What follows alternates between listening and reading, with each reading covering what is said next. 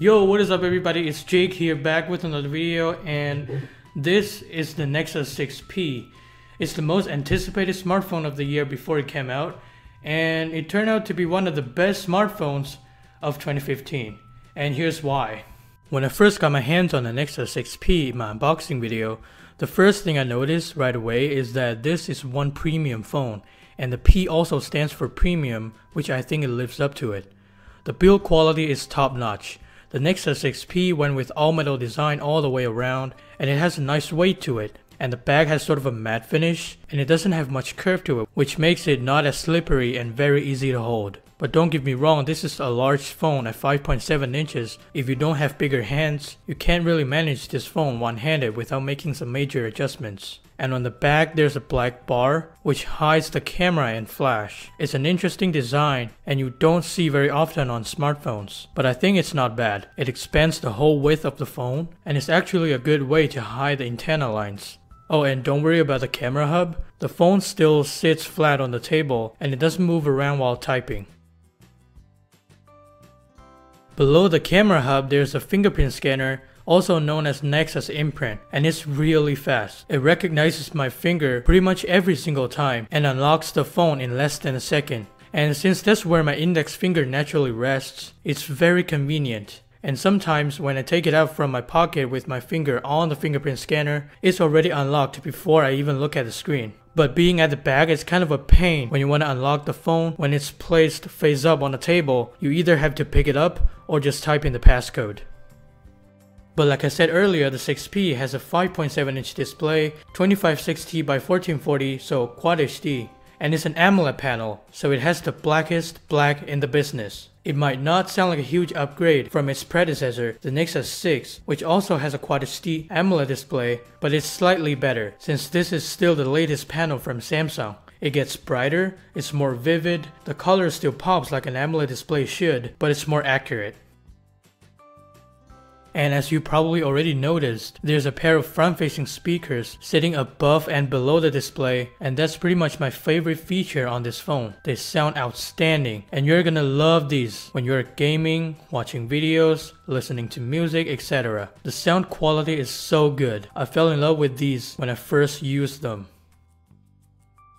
Under the hood of the Nexus 6P is rocking a version 2.1 of the octa-core Snapdragon 810 processor, Adreno 430 GPU, 3GB of RAM, 32, 64 or 128GB of non-expandable storage. With all those high-end specs, it performs like a champ. It handles everything that I throw on it with no problems whatsoever, and gaming on this thing is awesome. Everything runs smoothly. I can barely notice any lags or frame drops, even when it's pushing a lot of pixels on a high-res display. Along with those front-firing speakers, this is easily one of the best performers. It does get a little bit warm sometimes, but the heat dispersion is pretty good with the metal body, so I'm not gonna complain about it. The Nexus 6P is running the latest version of Android 6.0 Marshmallow as you would expect, and I gotta say it's been really smooth. Multitasking is great. When I'm jumping between apps, there's no stutter, and scrolling through social feeds and web pages has been very responsive. The user interface looks really good.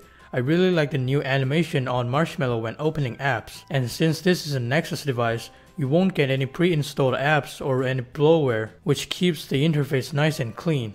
And that's one thing I like about Nexus. There's a new feature in this version of Android and it's called Now on Tap. What it does is when you hold down the home button, it'll take a screenshot and read what's on the screen, and it'll pop up more information about certain things. For example, if your friend sends you a restaurant and you want to figure out where it is, all you have to do is hold down the home button. It'll automatically scan what's on the screen and then gives you more information about the restaurant like the address, phone number, etc. However, this feature is still kinda young because sometimes when I hold down the home button, nothing pops up, it says nothing on tap. And sometimes when I now on tap twice on the exact same screen, the information that I get for the first time is different from what I get for the second time. So yeah, it takes a little bit of time to be more mature and more useful, but it's a really good idea.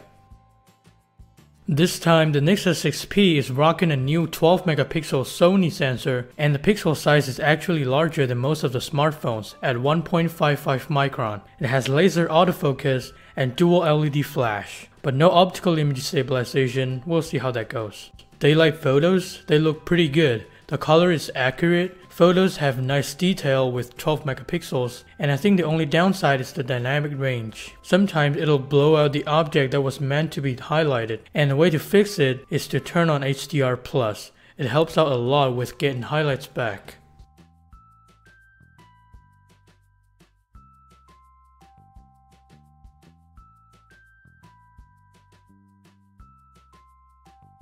When it gets into low light, the photos start to show some noise.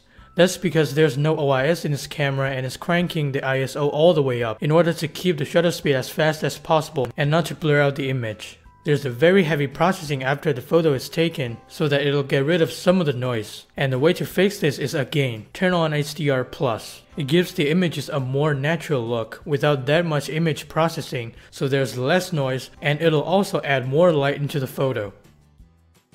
Because of the lack of OIS, you're not gonna get the most stable shots when you're taking videos, and it's kinda shaky when you take videos handheld, but hopefully Google can fix this by software updates and smooth out the shots. So the camera app on the 6P is Google Camera. It's fast, it's easy to use, there's no manual mode or raw photos or anything fancy, it's just a simple app that gets the job done.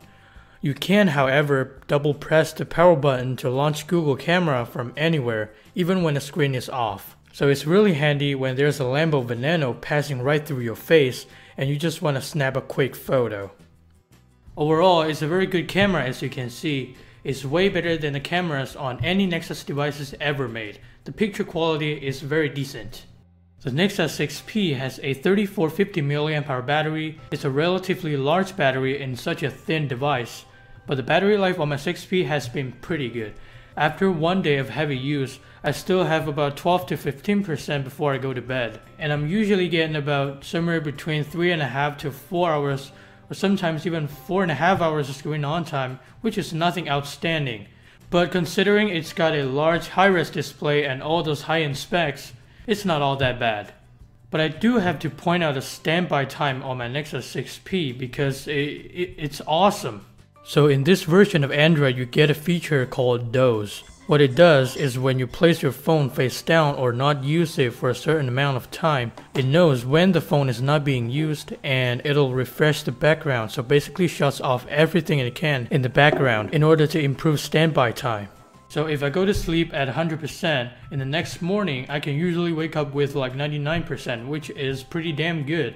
But one thing to note is that there's no wireless charging, but there is quick charging, which gives you 6 to 7 hours of use with just a quick 10-minute charge. The Nexus 6P is easily one of the best smartphones of 2015.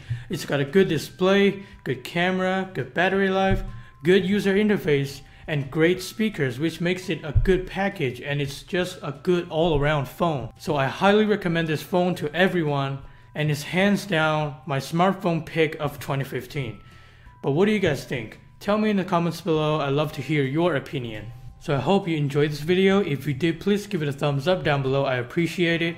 And don't forget to subscribe if you don't want to miss future episodes. Thank you very much for watching, and I'll see you guys in the next one. Peace!